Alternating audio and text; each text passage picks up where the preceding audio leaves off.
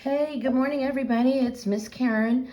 As promised, long awaited, I found a tripod and we're back in business. Um, some additional things we want to talk about in terms of talking about Greece, ancient Greece, and its impact really on our thoughts today about what art is or is not, how it impacts Western art. And when I say Western art, I mean the art of the Western world, which would be from Greece, Rome, Europe, and the United States of America, and how it differs from what we have seen in the Asian arts when we looked at China. So I want to go back for a minute to the philosophers.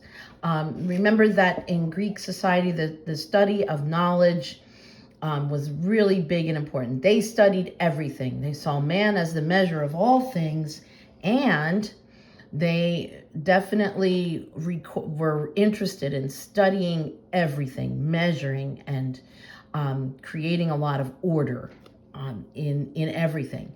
And so one of their famous philosophers was Plato. And if you remember that Plato wrote about the allegory of the cave, and we did a video on that a long time ago. So I want to refresh your memory on that, and that the story basically goes that there are a bunch of people sitting in a dark cave, and they are kind of chained to a wall. And the only thing they see are shadows and images projected on the wall in front of them that are being manipulated by people behind the scenes somehow that they have no knowledge of. And so their only view of reality were those shadows that they saw on the cave wall. And one day, one of them escaped and got out into the real world, came out of the cave and saw all this beauty and all this color and all these amazing things. And they run back to tell this gentleman runs back to tell his friends in the cave, and they refuse to believe him because they have become so attached to the shadows and images, and that's what they believe is reality. And what Plato is saying is the world of ideas, like the idea of a tree, is its purest form. It's unchanging. That idea is out there, floating around somewhere. And then the actual tree itself is the next step removed from that idea. And that a drawing of the tree would be removed 3 times. So those folks in the cave that were connected to their shadows and images there, a little bit like an ancient version of couch potato in 21st century America. We sit, a lot of times we're sitting on our sofa watching the shadows and images of someone else's creation through our TV screens, right? So, there's some wisdom in that whole thing. And Plato's saying, hey, so what Plato thought about art was basically that it needed to be really controlled, and that there should be an idealized proportion, an idealized version of an image or a creation. So it's definitely that there's an ideal. And if you remember when we did our proportion studies for our figures based on some of those ancient sculptures, that they succumbed to or submitted to a very mathematical rendering of an ideal, that there's one best version of it. And Plato thought that art should be very, very controlled because of its potential, or its potential to remove people away from things. So I want to say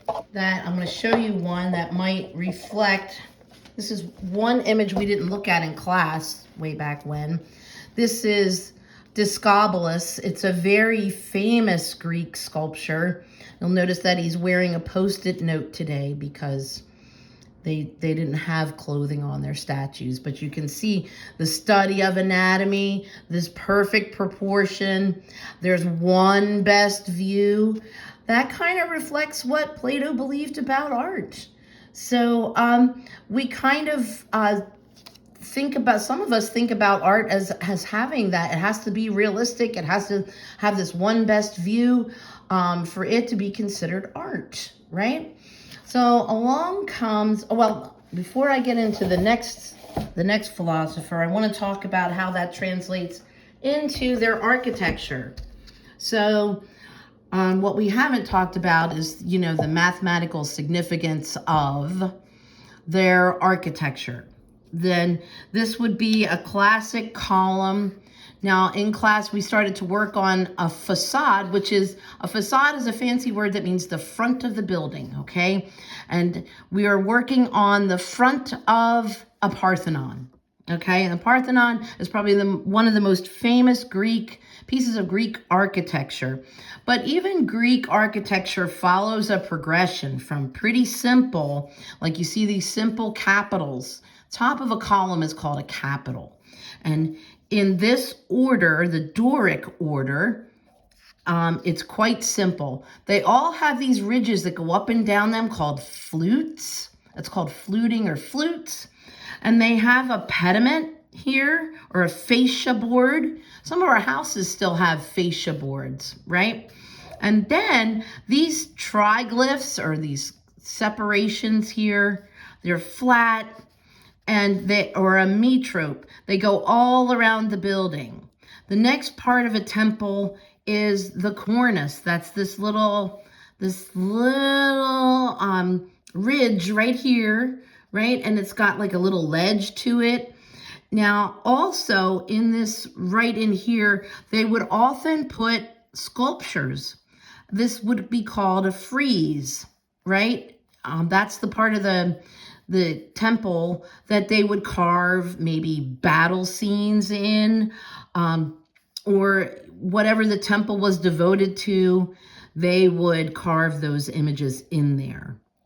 And so they start out very simply. These things all have mathematical significance, which would kind of fall right in line with what Plato says, you know, that there's definitely things to do in a certain way and in a certain proportion to make them as ideal as possible in his view.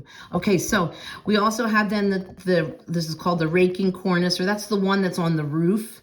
So they start out simple, and as things move on, these images become more complex. So the fascia board might have some ridges in it like this. The columns move on to a different kind of capital right here. This is the Ionic order. So you see those spirals that we've talked about that show up everywhere in Greek art. And it's based on their study of mathematics. And then in here, there's oftentimes there'll be there's something called a pediment. It's this triangle right here. And there will often be sculptures in there, relief sculptures, not full round sculptures like Discobolus, but they would look like this. So you can see parts right here, the raking cornice, here's a battle scene. And oftentimes these temples, like the Parthenon, is devoted to the goddess Athena. And in Greek time, this temple was probably very, very colorful. So there's big front doors on that temple, and they would open up, and this gigantic statue of Athena would be there. This is Athena, and she is their little g goddess of the city of Athens. They see her as their protector. But the spaces inside the Parthenon would be huge. The doors would open, and on the front porch, people would conduct their business, and Athena would be watching. So she would be a colossal statue. So many of these statues that we look at and think they're kind of plain may have actually had actual clothing on them, or fibers on them, or they may have been painted. So just because what we have left from ancient Greece kind of looks a little bit plain doesn't mean that all of those things as they were created were not colorful, because we have evidence to suggest that they were. Just like the terracotta warriors in China, over time, the age, just the paints and the pigments don't last over time and age. Okay, and then we move on to, all right, I want to just, I think that's where we're going to stop maybe with this. Oh, sorry. It's my favorite art history book right here, Gardner's Art Through the Ages. Anybody that's interested in taking AP art history will know this book cover to cover. All right. So that is Plato's ideas about art and what, you know, makes art ideal. There's an ideal out there, and artists should follow it strictly. Aristotle, on the other hand, he's another Greek philosopher who says that art should evoke, that means bring out, emotions in us. That's what art does. Maybe good poetry or a good story or a great drama or a sculpture would be more complex and would create in the viewer an emotional response. Okay? And so that's pretty different than what Plato said in his book, where he thinks that there is basically one best way to create art, and that art should be controlled very heavily because of its influence, I guess, on people, or its ability to remove people from real reality. So that is the story of the Greek. We are working on the Greek facades of these temples. Now, the Greeks also made things like amphitheaters to perform their dramas and their plays, their comedies, whatever they were performing. They would be similar to like our stadium seatings, right? Except the Romans are going to take that one step further with the Colosseum, and they're going to enclose it, and they're going to capitalize on concrete that the Greeks did not. So Rome will borrow heavily from Greece.